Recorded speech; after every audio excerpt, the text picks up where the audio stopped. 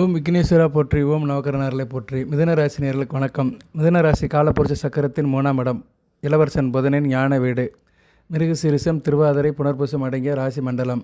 நல்லா இருக்குது. ராசியில் குரு இருக்கிறாரு. குரு வர்க்கோத்தமாக இருக்கிறார். புனர்பூசம் 3ஆம் பாதம் எடுத்து வர்க்கோத்தமாக இருக்கிறார். மிகச்சிறப்பாக இருக்குது. அதாவது எப்படின்னா, ஒரு கோபுர கலசமாக இருக்குது. வெற்றி கலசம்.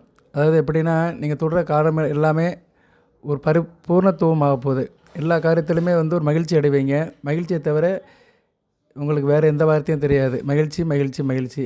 குரு ராசிக்கு 7-10 குடைவன் ராசியில் வர்க்கோத்தமாக இருக்கிறாரு. நல்ல விதமாக பார்க்கப்படுகிறது. ராசிநாதனும் நேரம் குருவுக்கு கேந்திரமாக 4ஆம் இடத்துல மூல திரிகோணம் ஆட்சி பெற்றிருக்கிறாரு. 3 கூடிய சூரியனும் 4ஆம் இடத்துல இருக்கிறாரு. 4ஆம் இடத்துல சூரியன் ஒரு அரை பவர் இருக்கலாம். புதாதித்ய யோகம், சிவநாராயண யோகம், அதாவது சூரிய நாராயண யோகம் 4ஆம் இடத்துல இருக்குது. ராசிக்கு ஆகாத கிரகம் 6-11 கூடிய செவ்வாய் 5ஆம் இடத்துல குரு பார்வையில் இருக்கிறார். குருமங்கள யோகம் பரவாயில்ல. 5ஆம் இடத்துல அவர் சுக்கிரன் வீட்டில் தான் இருக்கிறாரு. சுக்கிரன் ராசிக்கு 3ஆம் இடத்துல கேது கூட இணைஞ்சி இருக்கிறாரு. சுக்கிரன் இடம் தான் கொஞ்சம் சரியில்லை. 3ஆம் இடத்துல 5-12 கூடியவன் இருக்கிறதுனால தேவையில்லாத செலவுகள் இருக்கும், விரயமாகும், தூக்கம் கட்டு போகும், அலைச்சல் இருக்கும். பிள்ளைகள் விஷயத்தில் எதிர்பாராத சில திருப்பங்கள் நடக்கும். பிள்ளைகளுக்கு உங்களுக்கு சில புரிதல்கள் கம்மியாக இருக்கும். அதனால் மிதுன ராசி நேயர்கள் பிள்ளைகள் விஷயத்தில் மட்டும் கொஞ்சம் கவனமாக இருங்க. மற்றதெல்லாம் நல்ல விதமாக பார்க்கப்படுகிறது. சனி பகவான் நல்லா இருக்கிறாரு. சரியா, அவர் வக்கரமாகி ராகுபடியில் இருந்தாலுமே ராகு சுக்கிர குரு தொடர்பில் இருக்கனால தாப்பனார் வழியில் நல்ல ஒரு ஏற்றம் இருக்கும். தாப்பன் வழி சொத்துக்கள், தாப்பன் வழி ஆதரவுகள், தாப்பன் வழி சொந்த பந்தங்கள் எல்லாமே நல்ல விதமாக பார்க்கப்படுகிறது. ஸோ கிரக நிலைகள் எல்லாமே நல்லா இருக்குது. சரியா நேர்களே, சுக்கிரன் ஒருத்தர் தான் கொஞ்சம் காம்ப்ளிகேஷனாக இருக்கிறாரு. சரியா, கொஞ்சம் கஷ்ட நிலையில் இருக்கிறாரு. மற்றபடி எல்லாமே நல்லா இருக்குது. மிகச்சிறப்பாக இருக்குது. ஒரு வெற்றி கலசம் உண்டாகுது. சரியா, வெற்றி கலசம் அப்படின்னு என்ன சார் அப்படின்னம்னா, நான் கலசம்னு வார்த்தை எதுக்கு சொல்கிறேன்னா, இப்போ நவராத்திரி ஆரம்பிச்சிட்டாங்க. இன்னையிலேருந்து நவராத்திரி உங்களுக்கு நடக்குது. இன்னும் ஒரு 9 நாளுக்கு நடக்கும். 10வது நாள் விஜயதசமி. சரியா நேர்களே, அதாவது உங்களுக்கு விஜயதசமி என்னைக்கு சார் வருது அப்படி பார்த்தோம்னா 2ஆம் தேதி வருது. சரியா, அக்டோபர் 2ஆம் தேதி விஜயதசமி. அக்டோபர் 1ஆம் தேதி ஆயுத பூஜை வரும். அக்டோபர் 1ஆம் தேதி உங்களுக்கு சரஸ்வதி பூஜைன்னு சொல்லுவோம். அதுதான் முக்கியமான பேர், சரஸ்வதி பூஜை தான். இப்போ நிறைய பேர் ஆயுத பூஜை அப்படிங்கிறாங்க. சரியா, இருக்கட்டும். சரஸ்வதி பூஜை 1ஆம் தேதி, அக்டோபர் 1ஆம் தேதி. ஸோ இந்த 9 நாட்கள் நீங்கள் தெய்வத்தை வழிபாடு பண்ணணும். குறிப்பாக பெண்கள் வழிபாடு பண்ணணும், ஆண்கள் வழிபாடு பண்ணலாம். வீட்டில் வச்சு சாமி கும்பிடுறது மிகச்சிறப்பாக பார்க்கப்படுகிறது. நான் உங்களுக்கு பலன்களை சொல்கிறேன். பலன்கள் சொல்கிறதுக்கு முன்னாடி இந்த பூஜை பரிகாரத்தை சொல்லிடுறேன். இதை செஞ்சீங்கன்னா நல்லா இருப்பீங்க. சரியா, ஒரு வெற்றி கிடைக்கும், தொட்ட காரியம் தொடங்கும், காரிய அனுகூலம் இருக்கும், பணம் பல வகையில் வரும், 1000 லட்சமாகும், லட்சம் கோடியாகும், கோடிகள் பல கோடிகள் ஆகும். சரியா, வெற்றி கலசம். வெற்றி கலசத்தை வீட்டிலே வைக்கலாம். சரியா, வீட்டிலே நீங்கள் வெற்றி கலசத்தை உருவாக்கினேன்னா வீட்டிலே உங்கள் நல்ல விதமாக பார்க்கப்படுகிறது. கலசம்னா என்னென்னா செம்பு தான். செம்பில் தண்ணியை வச்சுட்டு பூக்களை போடணும். காலையிலே பண்ணிடுங்க. காலையில் பெண்கள் என்ன பண்ணுங்கன்னா, குளிங்க, வீட்டை சுத்தமாக வச்சுக்கோங்க. பூஜை அறையில் போய் தினந்தோறும் இன்று முதல் 9 நாட்களுக்கு, சரியா, அக்டோபர் 2ஆம் தேதி வரைக்கும் நீங்கள் இந்த காரியத்தை திருப்பி செய்யுங்க. என்ன செய்யணும் சார் அப்படின்னா, ஒன்றும் செய்ய வேண்டாம். 9 நாட்களுக்கு 3 தெய்வத்துக்கு பூஜை. 3 நாளுக்கு சக்தி பூஜை, துர்கா பூஜை. 2வது 3 நாட்களுக்கு லட்சுமி பூஜை. 3வது 3 நாட்களுக்கு சரஸ்வதி பூஜை. இப்படி தான் அனுஷ்டிக்கப்படுகிறது. சரியா நேர்களே, ஸோ நீங்கள் என்ன பண்ணுங்கன்னா, உங்கள் தெய்வத்தை கும்பிடுங்க. ஆதிபராசக்தியை கும்பிடுங்க, மகாலட்சுமியை கும்பிடுங்க, சரஸ்வதி தாயை கும்பிடுங்க. அவங்க சுலோகத்தெல்லாம் சொல்லுங்கள். சுலோகத்தெல்லாம் நான் அனுப்புகிறேன். சமஸ்கிருதத்தில் தான் இருக்கும், இருந்தாலும் தமிழ்லையும் சொல்லலாம். இப்போ அன்னை சக்திக்கு சக்தி கவசம் படிக்கலாம்.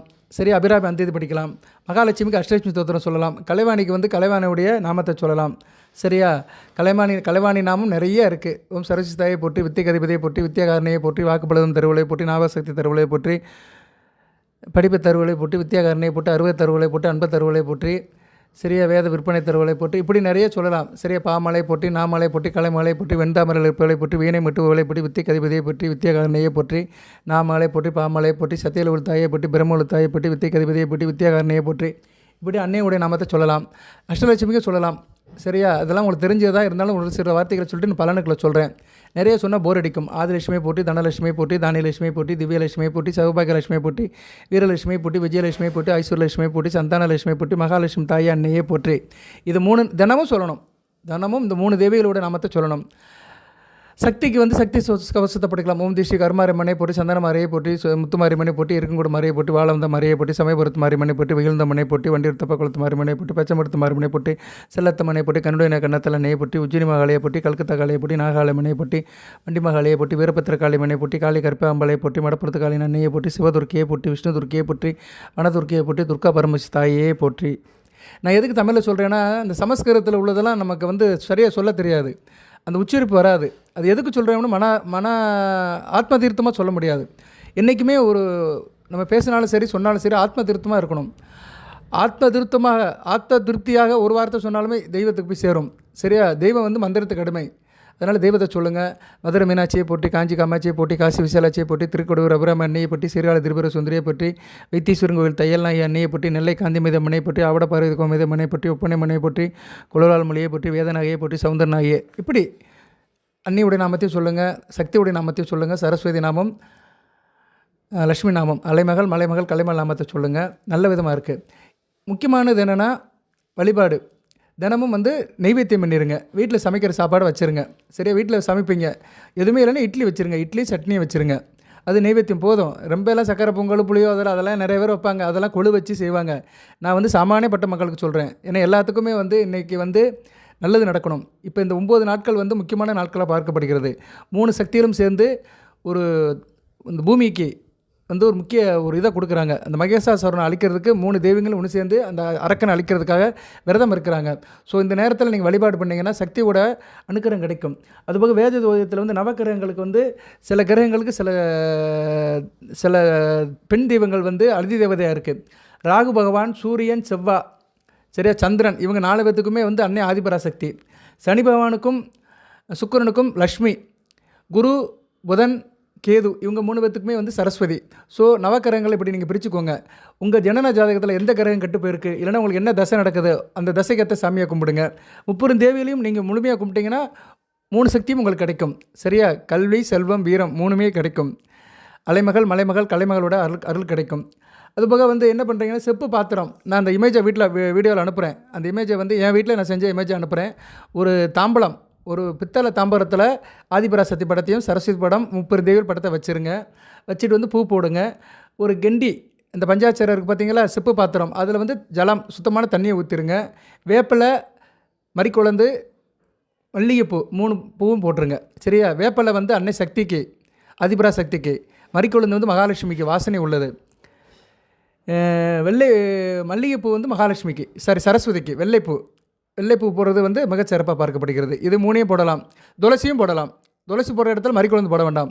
ஏன்னா வாசனை இலைகளை போடுறது வந்து மகாலட்சுமிக்கு ரொம்ப பிடிக்கும். மறிக்குழந்து, துளசி, செந்தாமரப்பூ, இந்த இதழ்களில் போடலாம் மகாலட்சுமிக்கு.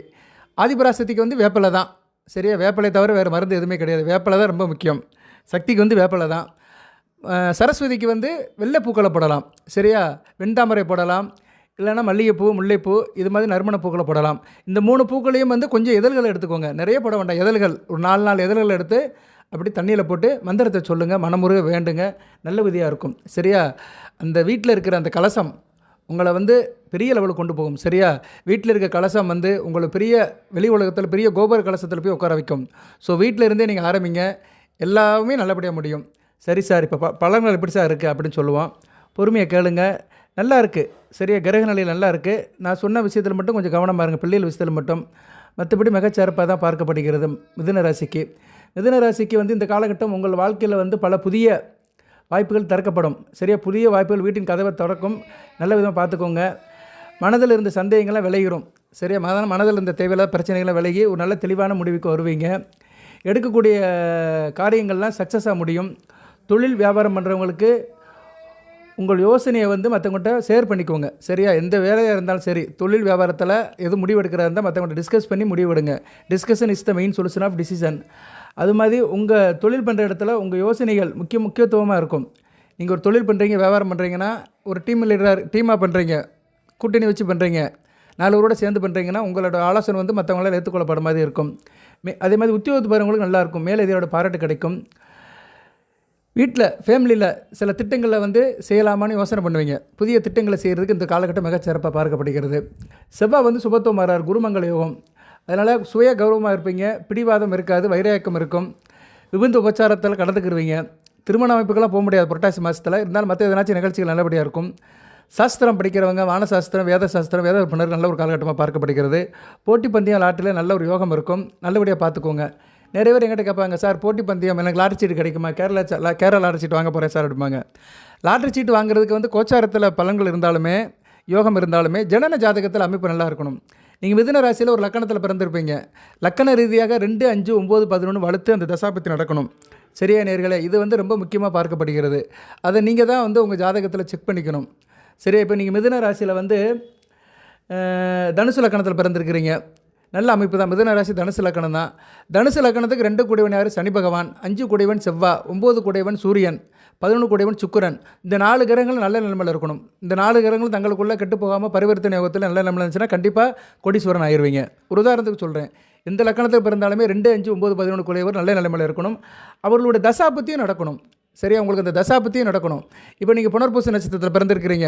சரியா? புனர்பூச நட்சத்திரத்தில் பிறந்திருந்தீங்கன்னா உங்களுக்கு வந்து இப்போ வந்து என்ன திசை நடக்கும்? ஒரு வயசான காலங்களுக்கு வந்து சூரிய திசை நடக்கும். குரு திசை, சந்திர திசை, குரு திசை, சனி திசை, புதன் திசை, கேது திசை, சுக்கிர திசை, சூரிய திசை. ஒரு 50-60 வயசுக்கு மேலே சூரிய திசை நடக்கும். 60 வயதுக்கு மேற்பட்ட சூரிய திசை நடக்கும். சூரியன் தனுசு லக்கணத்துக்கு, மிதுன ராசி தனுசு லக்கணத்துக்கு 9 கூடியவன் பாக்கியாதிபதி, நல்ல பலன்களை கொடுப்பார். அது போய் இப்போ ராசிக்கு 4ஆம் இடத்துல புதயாதித்ய யோகத்தில் நல்ல நிலைமையில் இருக்கிறாரு. இப்படிப்பட்டவங்களுக்கு தாங்க பணம் கிடைக்கும். 1000 லட்சமாகும், லட்சம் கோடிகளாகும், கோடிகள் 100 கோடி 200 கோடி போகும். இதுதான் ஜோதிடம். இந்த அமைப்பின்படி தான் பலன்கள் நடக்கும். சும்மா எல்லோரும் பலன் போடுறாங்க, ராசி பலனை போடுறாங்க, அதை போடுறாங்க, இதை போடுறாங்க. அது ஒரு பக்கம் இருந்தாலுமே உங்கள் ஜனன ஜாதக லக்கண ரீதியாக அந்த லக்கணத்துக்கு வேண்டிய சுபகிரகங்கள் கோச்சாரத்தில் நல்ல நிலைமைக்கு வரும்போது நல்ல பலன்கள் கிடைக்கும். இதை நீங்கள் எல்லாம் தெரிஞ்சு வச்சுக்கோங்க. நான் உதாரணத்துக்கு ஒன்று சொல்லிட்டேன். மிதுன ராசி தனுசு லக்கணத்துக்கு அந்த லக்கணத்துக்கு வேண்டிய கிரகங்கள் 2 கூடிய தனஸ்தானாதிபதி, 5 கூடிய அதிர்ஷ்ட ஸ்தானாதிபதி, 9 கூடிய பாக்கிய ஸ்தானாதிபதி, 11 கூடிய லாப ஸ்தானாதிபதி, இவங்க தங்களுக்குள்ள நல்ல நிலைமையில் இருந்து அவங்க தசாபுத்தி நடக்கும்போது நல்ல பலன்களை கொடுக்கும். இப்போ தனுசு ராசி, மிதுன ராசி தனுசு லக்கணம், சூரிய திசை நடக்கு. சூரிய திசையில் வந்து சுக்கிர புத்தி நடக்கும்போது சூப்பராக இருக்கும். ஏன்னா 9 கூடியவன் திசையில் 11 கூடியவன் புத்தி நடக்க மிகச்சிறப்பாக இருக்கும். இப்போ தனுசுக்கு வேறு சுக்கிரன் 9ஆம் இடத்துல இருக்கிறார், சூரியன் வீட்டில் இருக்கிறார். இதுதான் வேத ஜோதிடம். சரியா? இது உங்களுக்கு கண்டிப்பாக நடக்கும். இப்போ நீங்கள் தனிப்பட்ட முறையில் எங்கிட்ட ஜாதகம் கேட்க வந்தீங்கன்னா இதை வச்சு தான் பலன் சொல்லுவேன். இந்த அமைப்பு எப்படி இருக்குது, உங்கள் ஜனன ஜாதகத்தில் உள்ள கிரகங்கள் இப்போ எப்படி இருக்குது, கோச்சாரத்தில் எப்படி இருக்குது, அதுபோல் உங்கள் ஜாதகத்தில் எப்படி இருக்குது, 2க்கும் உள்ள கம்பேரிசனை பார்த்து தான் பலன் சொல்லணும். இப்படி பார்த்து அதில் சக்ஸஸ் ஆச்சு, அதில் கரெக்டாக இருக்குன்னா அவங்க சக்ஸஸ் ஆயிடுவாங்க. சரி? அவங்களுக்கு லாபம் இருக்கும். எந்த விஷயத்தில் லாபம் இருக்கும், அந்த கிரகம் எந்த ஆதிபத்தியத்தை சார்ந்து இருக்கோ அது விஷயமாக லாபம் கிடைக்கும். சரியா? சூரியன் வீட்டில் சுக்கிரன் இருந்தார்னா அவங்களுக்கு வந்து அரசாங்க தொடர்பில் நல்ல லாபம் இருக்கும். அரசியல்வாதிகள், அரசாங்க சம்மந்தப்பட்ட வேலையில் இருக்கவங்க, இப்படி நிறைய பேர் சொல்லிட்டு போகலாம். இவங்களுக்குலாம் நல்ல லாபம் கிடைக்கும். ஸோ எல்லாமே வந்து உங்ககிட்ட இருந்து ஆரம்பிக்குது. சரியா? எல்லாமே வந்து உங்ககிட்ட இருந்து ஆரம்பிக்குது. உங்கள் ஜனன ஜாதகத்திலேருந்து ஆரம்பிக்குது. உங்கள் ஜனன ஜாதகத்தில் கிரக நிலையில் நல்லா இருந்து கோச்சாரத்துக்கு வரும்போது நல்லா இருக்கும். இப்போ வந்து உங்களுக்கு வந்து கிரகங்கள் செவ்வாய், சூரியன், புதன் 3 கிரகங்கள் நல்லா இருக்குது. ராகுவும் நல்ல நிலைமையில் இருக்கிறாரு. ஸோ உங்கள் ஜனன ஜாதகத்தில் இப்போ ராகு, செவ்வாய், சூரியன், புதன் நல்லா இருக்கிறவங்களுக்கு நல்லா இருக்கும். செவ்வாய் நல்லா இருக்கிறவங்களுக்கு என்ன நல்லா இருக்கும் சார் அப்படின்னா, உத்தியோகத்து போகிறவங்களுக்கு நல்லா இருக்கும். உத்தியோகம் மிகச்சிறப்பாக இருக்கும். உத்தியோகத்தில் நல்லா பெர்ஃபார்ம் பண்ணுவீங்க. குறிப்பாக யூனிஃபார்ம் சர்வீஸில் இருக்கிறவங்க, police department, navy, army, security guard, இன்னும் மற்ற காவல் பணியில் இருக்கிறவங்க, இவங்களும் நல்லாயிருக்கும். அதுபோல் மருத்துவத்துறையில் இருக்கிறவங்க மிகச்சிறப்பாக இருக்கும். டீ ஷாப், காஃபி ஷாப் வச்சுருக்கிறவங்க, இவங்க வந்து உத்தியோகம் சொல்ல முடியாது, வியாபாரம் தான். ஸோ இந்த வியாபாரத்தில் இருக்கிறவங்க நல்லாயிருக்கும். நெருப்பு சம்மந்தப்பட்ட வியாபாரங்களுக்கு நல்லாயிருக்கும். சரியா? விவசாயம் பண்ணுறவங்களுக்கு நல்லாயிருக்கும். அக்ரிகல்ச்சர் படித்தவங்களும் நல்லாயிருக்கும். நிலம் ஆர்ஜிதம் பண்ணுறவங்களும் நல்லாயிருக்கும். ரியல் எஸ்டேட் பண்ணுறவங்களும் நல்லாயிருக்கும். சிவில் இன்ஜினியர்களுக்கு சிறப்பாக இருக்கும். சிவில் தனியார்லேயும் இருக்குது, கவர்மெண்ட்லேயும் இருக்குது. சரியா? கவர்மெண்ட்லேயும் நிறைய டிபார்ட்மெண்ட்டில் சிவில் இன்ஜினியர் இருக்காங்க. ஸோ அவங்களுக்குலாம் நல்ல விதமாக பார்க்கப்படுகிறது. ஸோ இப்படி தாங்க பலன்கள் பிரியும். சரியா நேர்களே? அதனால் உங்கள் ஜனன ஜாதகத்தில் கிரகங்கள் நல்லா இருக்கான்னு பாருங்கள். ஆனால் கிரகங்கள் இப்போ எப்படி இருந்தாலுமே அடுத்து வருகின்ற 9 நாட்களுக்கு அக்டோபர் 2ஆம் தேதி வரைக்கும் நீங்கள் வந்து நான் சொன்ன அந்த 30 தேவியில் வழிபாடு பண்ணிங்கன்னா மிகச்சிறப்பாக இருக்கும். நல்ல விதமாக பார்க்கப்படுகிறது. நல்லா இருப்பீங்க. சரியா? அரசாங்கத்தோட ஆதரவு கிடைக்கும். வெகுஜன தொடர்புகள் இருக்கும். சமுதாயத்தில் நல்ல ஒரு மதிப்பு இருக்கும். மதிநுட்பமாக இருப்பீங்க. தைரியமாக இருப்பீங்க. கையில் காசு பணம் இருக்கும். அனைத்து வகை சந்தோஷங்களும் வரும். வயிறு சம்மந்தப்பட்ட பிரச்சனைகள் இருக்கும். அதனால் சாப்பாடும்போது கவனமாக சாப்பிடுங்க. சில பேர் ஊருக்கு வெளியே சொத்து பத்தெல்லாம் வாங்கி போடுவீங்க. உங்கள் இருக்கிற இடத்துக்கு வெளியே வந்து சொத்து பத்தெல்லாம் வாங்கி போடுறதுக்கு நல்ல ஒரு காலகட்டமாக இருக்குது. கணவன் ஒரு சிறப்பாக இருக்கும். சரியா? உங்கள் மனைவி அல்லது கணவனால் உங்களுக்கு நல்ல ஒரு முன்னேற்றம் இருக்கும். வியாபாரம் செய்வர்கள் வெளிநாட்டு தொடர்பு இருக்கும். வியாபாரம் தொழில் பண்ணுறவங்களுக்கு வெளிநாடு போயிட்டு வரலாம். இல்லைன்னா வெளிநாட்டு தொடர்பில் நல்ல லாபம் கிடைக்கும். சொத்து பத்து உயரும். கடன் கப்புகளும் கட்டுக்குள்ளே இருக்கும். சரியா நேர்களே? பலன்கள் நல்ல விதமாக தான் பார்க்கப்படுகிறது. அதுபோல் குடும்பத்தில் ஒரு அமைதியான சூழ்நிலை இருக்கும். இதுதான் ரொம்ப முக்கியம். குடும்பம் அமைதியாக இருந்துச்சுன்னா நம்ம எந்த பிரச்சனையும் செய்யாமல் இருப்போம். நிம்மதியாக இருப்போம். காலையில் வீட்டை விட்டு கிளம்புறோம், வீட்டில் எந்த பிரச்சனையும் இல்லை, அவங்கவுங்க அவங்க வேலையை பார்த்துட்டு இருக்காங்கன்னா நம்ம நிம்மதியாக நம்ம காரியத்துக்கு போவோம். அந்த அமைப்பு இப்போ இருக்கிறதுக்கு நல்ல விதமாக பார்க்கப்படுகிறது. அதுபோல் சொந்த பந்தங்கள் வீட்டுக்கு வந்துட்டு போவாங்க. அவங்களால நல்ல ஒரு ஏற்றம் இருக்கும். சொந்த பந்தத்தால் ஒரு புணர்ச்சி இருக்கும். ஒரு ரெஃப்ரெஷ் ஆவீங்க. சொந்த பந்தம், அக்கம் பக்கம், உற்றார் உறவினர்கள் உங்களுக்கு நல்ல ஒரு ஏற்றத்தை கொடுப்பாங்க, ஐடியாவை கொடுப்பாங்க. நல்ல விதை பார்க்கப்படுகிறது. திருமணம்லாம் இந்த காலகட்டத்தில் கிடையாது. புரட்டாசி மாதத்தில் மற்ற குழந்தை பேர், மற்ற காரியங்கள்லாம் நல்லபடியாக நடக்கும். சில பேருக்கு அலைன்ஸ் ஃபிக்ஸ் ஆகிறதுக்கு நல்ல ஒரு யோகாட்டு காலமாக பார்க்கப்படுகிறது. ஏன்னா ராசிக்கு 7 கூடியவன் சுப வர்க்கம் எடுத்திருக்கிறாரு, வர்க்கோத்தமாக இருக்கிறாரு, நல்ல விதமாக பார்க்கப்படுகிறது. ராசிக்கு 7ஆம் இடத்துக்கு அசுப பார்வை எதுவும் இல்லை. இவ்வளோ நாள் செவ்வாய் பார்த்துட்டு இருந்தார், இப்போ செவ்வாய் பார்க்கல, மிகச்சிறப்பாக இருக்கும். செவ்வாய் சுபத்துவமாக தான் பார்க்குறாரு. ராசிக்கு 8ஆம் இடத்தையும் ராசிக்கு 11 12ஆம் இடத்தையும் பார்க்குறாரு. 8 12ஆம் இடத்தை சுபத்துவம் பார்க்குறதுனால கொஞ்சம் அலைச்சல் திருச்சல் இருக்கும். சுப விஷயமாக அலைச்சல் திருச்சல் இருக்கும். சுப காரியங்களுக்காக அலைச்சல் திருச்சல் இருப்பீங்க. வண்டி வாகனத்தில் போகும்போது கொஞ்சம் கவனமாக இருந்துக்கோங்க. மூத்த சகோதரர் விஷயத்தில் கொஞ்சம் கவனமாக இருங்க. அக்கா அண்ணன் விஷயத்தில் கொஞ்சம் விட்டு கொடுத்து போங்க, சிறப்பாக பார்க்கப்படுகிறது. அதுபோல் நண்பர்களால் நல்ல ஒரு ஏற்றமாக இருக்கும். நண்பரோட தொடர்பு சிறப்பை கொடுக்கும். நண்பர்களால் மதிப்பு மரியாதை இருக்கும். கடன் வாங்கினவங்களுக்கு திருப்பி அடைச்சிருவீங்க. கடன்லாம் காணாமல் போகும். ஏன்னா செவ்வாய் சுபத்துவமாக இருக்கிறாரு. சனி பகவான் ஒரு நல்ல நம்மள இருக்கனால கடன் பிரச்சனையெல்லாம் சார்ட் அவுட் ஆயிரும். கடன் அடைக்கிறதா இருந்தால் இந்த காலகட்டத்தில் முயற்சி பண்ணுங்கள், கடன்லாம் அறையும். மாணவர்கள் கவனச்சிதறல் இருக்கும். படிக்கும்போது கவனமாக படிங்க. ஏன்னா கொஞ்சம் படிப்பில் கவனமாக இருக்கணும். அன்றைக்கு உள்ள படிப்பை அன்னைக்கு படிச்சிருங்க. அதுபோக தேர்வுகள் வரும்போது தேர்வுக்கு உண்டான பாடத்தை படிப்புங்க. உயர்கல்வி படிக்கிறவங்க நல்லா படிப்பீங்க. உயர்கல்வி படிக்கிறவங்களும் மிகச்சிறப்பாக இருக்குது. உயர்கல்வி படித்து முடித்தவர்களுக்கு நல்ல ஒரு ட்ரைனிங் பண்ணுறதுக்கு நல்ல ஒரு இடம் கிடைக்கும். அதே மாதிரி நீங்களும் ட்ரைனிங் முடித்து நல்ல வெல் ட்ரெயின்டாக இருந்தீங்கன்னா வெளிநாடு உள்நாட்டில் வேலை கிடைக்கும். வெளிநாடு தொடர்பு ஈஸியாக கிடைக்கும். சரியான நேர்களை நல்ல விதமாக தான் பார்க்கப்படுகிறது. அதே மாதிரி நீங்கள் எதுலேயும் ஒரு இன்ட்ரெஸ்ட்டாக இருப்பீங்க. ஆர்வம் அதிகமாக இருக்கும். சரியான நேரில் கவனமாக இருங்க. பண வரவு 2 கூடிய சந்திரன் இப்போ ஒளிச்சந்திரனை தான் இருக்கிறார். ஒன்றும் பிரச்சனை இல்லை. இருந்தாலும் அவர் அடுத்தடுத்து செவ்வாய் கூட சேருவார். குருமங்கல யோகம் தான். அடுத்து குருவார் குருச்சந்திர யோகம் தான். ஸோ செவ்வாய் நல்ல நிலைமையில் இருக்கிறாரு. கொஞ்சம் பண விஷயத்துலேயும் கட்டுப்பாடாக இருங்க. பணம் கையில் வந்துச்சுன்னா செலவு பண்ணிடாதீங்க. சிக்கனமாக வச்சுக்கோங்க. சேமிப்பு அதிகப்படுத்திக்கோங்க. சில பேருக்கு காய்ச்சல், உடல்நல சோர்வு இதெல்லாம் வரதுக்கு வாய்ப்பாக இருக்குது. சீராக சாப்பிடுங்க, போதிய உணவு எடுங்க, ஓய்வு எடுங்க. ஓய்வு ரொம்ப அவசியம். சரியா? அதுமாரி நட செய்யுங்க. நடப்பயிற்சி முக்கியம். யோகம், தியானம், நடப்பயிற்சி ரொம்ப முக்கியம். லைட்டான உடற்பயிற்சி செய்யுங்க. ரொம்ப ஜிம்முக்கு போயிட்டுலாம் வெயிட்டு அடிச்சிட்டு இருக்காதிங்க. சும்மா லைட்டாக சில எக்ஸசைஸ் பண்ணிட்டு இருந்தீங்கன்னா உடல் நல்லாயிருக்கும், மனதும் நல்லாயிருக்கும், உடலும் நல்லாயிருக்கும். அதுபோக மிதுன ராசி நேயர்களுக்கு இந்த நவராத்திரியை முன்னிட்டு வருகின்ற நாட்கள் நல்ல நாட்களாக பார்க்கப்படுகிறது. தினமும் நான் சொன்ன அந்த வழிபாடு பண்ணிடுங்க. அதனால் உங்களுக்கு சொந்த பந்தத்தினால நல்ல ஒரு ஏற்றம் இருக்கும். சமுதாய ஆதரவு இருக்கும். பேச்சுத்திறன் நல்லபடியாக இருக்கும். முதலீடுகள் நல்லபடியாக இருக்கும். நல்ல விதையாக பார்த்து இருப்பீங்க. நல்லா இருக்கும். நீண்ட நாளாக நிலுவையில் இருந்த முதலீடுகள்லாம் சார்ட் அவுட் ஆகும். தொழில் வியாபாரத்தில் முதலீடு பண்ணிங்கன்னா நல்ல லாபம் இருக்கும். நல்ல விதமாக பார்க்கப்படுகிறது. சரியா? பொதுவாக சொன்னோம்னா குடும்பம், உத்தியோகம், தொழில், கல்வி நல்லாயிருக்கும். சரியா நேர்களே? நல்லா தான் இருக்குது. சுக்கிரன் மட்டும்தான் கொஞ்சம் டிஸ்டர்ப் ஆகியிருக்கிறாரு, பார்த்துக்கோங்க. சனி பகவான் வக்கரமாகி 9ஆம் இடத்துல இருந்தாலும் பிரச்சனை இல்லை. சரியா? நவம்பர் 28க்கு மேலே தான் அவர் நேர்கதில் பயணிப்பார். வக்கரமாகி தான் இருக்கிறாரு. புதனும் அஸ்தமனமாகி தான் இருக்கிறாரு. மேற்கில் அஸ்தமனமாகி தான் இருக்கிறாரு. அவரும் அடுத்து வெளியே வராரு. புதனும் 30/9/2025 தான் அவர் உதயம் வராரு. இப்போ செப்டம்பர் 30 வரைக்கும் ராசிநாதன் அஸ்தமன நிலையில் தான் இருக்கிறாரு. சரியா? அதனால் இந்த நவராத்திரி வழிபாடு பண்ணுங்கள், மிகச்சிறப்பாக இருக்கும். ராசிநாதன் அஸ்தமனமாகி அப்புறம் உதயமாவார். உதயமாகி அவர் ராசிக்கு 5ஆம் இடத்துக்கு போயிடுவார். சரியா நேர்களே? ஸோ செப்டம்பர் 30 வரைக்கும் உங்கள் ராசியில் தான் இருப்பார். அவர் ராசியில் அஸ்தமன நிலையில் தான் இருக்கிறாரு. ஸோ அதனால் ராசிநாதனை வளப்படுத்துறதுக்கு நீங்கள் இந்த 30 தேவர் வழிபாடு பண்ணுங்கள். வாரம் புதன்கிழமை ஒரு நாள் மட்டும் கோயிலுக்கு போங்க. பெருமாள் கோயிலுக்கு போய்ட்டு பெருமாளை கும்பிட்டு மகாலட்சுமி தாயை கும்பிட்டு வாங்க. ஏன்னா ராசிநாதன் அஸ்தமன நிலையில் இருக்கிறாரு. கிழக்கில் அஸ்தமனமாகி மேற்கில் உதயமாவார். ஏன்னா சூரியன் கூட சேர்ந்து ட்ராவல் பண்ணிகிட்ருக்கிறாரு. அதுக்கு பின்னாடி என்ன பண்ணுவார்னா சூரியனை முன்னாடி விட்டு பின்னாடி போக ஆரம்பிச்சிருவார். ஒரு தை மாதம் வரைக்கும் சூரியன் முன்னாடி போவார், புதன் பின்னாடி வருவார். நல்லாயிருக்கும். அடுத்த மாதம்லாம் ஐப்பசி மாதத்துலலாம் புதனும் சுக்கரனும் சேர்ந்துருப்பாங்க. சூப்பராக இருக்கும். சரி, ஐப்பசி மாதத்துக்கு மேலெலாம் நல்ல பலன் கிடைக்கும். ஐப்பசி, கார்த்திகை, மார்கழிலாம் நல்ல பலன்கள் இருக்கும்.